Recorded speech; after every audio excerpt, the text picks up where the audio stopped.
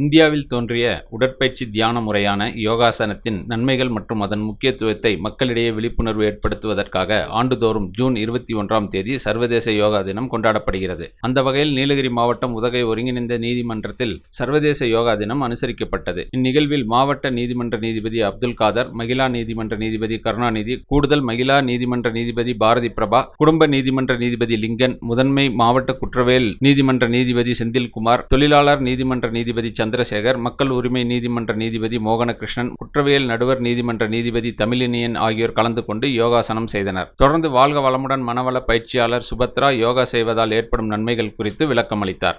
The big shop வீட்டு உபயோக பொருட்கள், எலக்ட்ரானிக் பொருட்கள், மொபைல் போன்கள், பர்னிச்சர்கள் என அனைத்தும் ஒரே கூரையின் கீழ் கிடைக்கும்.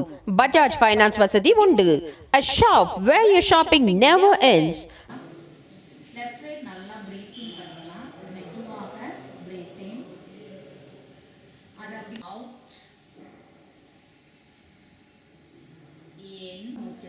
நம்மளுடைய எண்ணம் முழுவதும் அந்த மூச்சிலே இருக்க மாதிரி.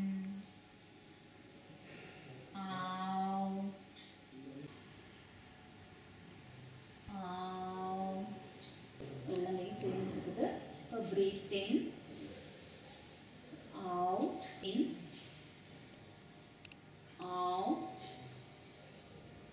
கொஞ்ச நேரம் நாம வந்து இப்படியே வஜ்ராசனம் உட்காந்துக்கலாம். முடிஞ்சவங்க உட்காருங்க, முடியாதவங்க சுகாசனத்திலே உட்காந்துக்கலாம். உட்காந்து நாங்கள் இப்போ ஒரு கிட்னி மசாஜ் கொடுக்குறோம். சுகர் கண்ட்ரோல் வரும். ஸோ இதை வந்து முத்ரா வச்சுட்டு இப்படி வைக்கிறோம். ரெண்டாவது இந்த இடம் வந்துங்க, அதனால இந்த பெருவிரலை வந்து அழுத்தம் விட்டு வைக்கிறோம். இந்த இடத்த அழுத்த